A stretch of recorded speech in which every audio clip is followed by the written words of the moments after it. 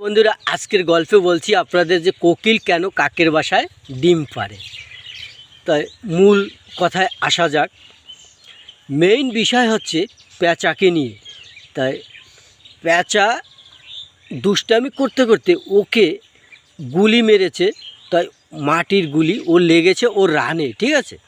তো রানে গুলি লেগেছে, তীব্র যন্ত্রণায় অস্থির ছটফট করছিল। তখন ওখান দিয়ে কাক যাচ্ছিল, আর ওই পেঁচা কাককে বলল, হে ভাই, আমাকে বাঁচাও, আমি আর পারছি না, আমাকে একটা ডক্টর ডেকে দাও। তখন কাক বলল যে, ওহে ভাই পেঁচা, তোমার কি হয়েছে? ও বলল, দেখো আমার এখানে গুলি লেগেছে, আমি এখন যন্ত্রণা আর সইতে পারছি না। তখন কাক বলল, আমার একটা বন্ধু আছে, খুব ভালো ডক্টর, কিন্তু আমি ওকে ডেকে দিচ্ছি। তখন পেঁচা বলল, ঠিক আছে, তুমি ওকে ডেকে দাও। তাহলে এবার কাকের বন্ধু হচ্ছে কোকিল, কোকিল হচ্ছে ডক্টর। কাক কী করলো, তখন কোকিলকে ডেকে নিয়ে আসলো। এখন কোকিল এসে দেখলো যে ওর পায়ে রানে একটা মাটির গুলি ঢুকেছে। তখন ও বলল, ভাই, তোমার চিকিৎসা আমি করবো ঠিকই, কিন্তু আমাকে প্রাপ্য পয়সা আমাকে দিতে হবে। তখন পেঁচা বলল, তুমি আমায় সুস্থ করো, তুমি যা চাইবে আমি ঠিক তাই দেব।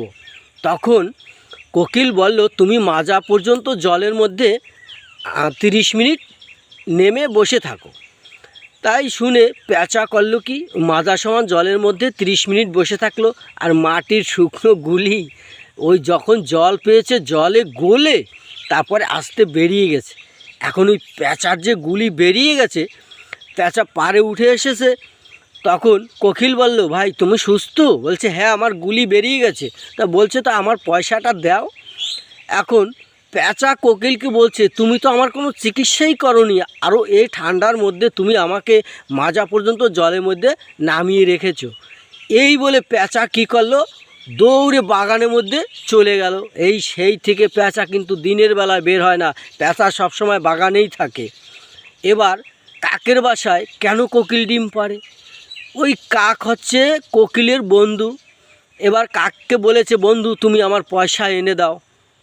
এখন কাক বলেছে, বন্ধু শোনো, যতদিন পর্যন্ত তোমাকে ওই পয়সা আমি এনে দিতে না পারছি, ততদিন তোমার কষ্ট করে আর বাসা বেঁধে তোমার বাচ্চা বানাতে হবে না, তুমি আমার বাসায় এসে ডিম পারবে। তখন কোকিল তখন থেকেই কাকের বাসায় ডিম পাড়ে। আর সমস্ত পাখিতে মিলে পেঁচাকে যেখানে পায়, পেঁচাকে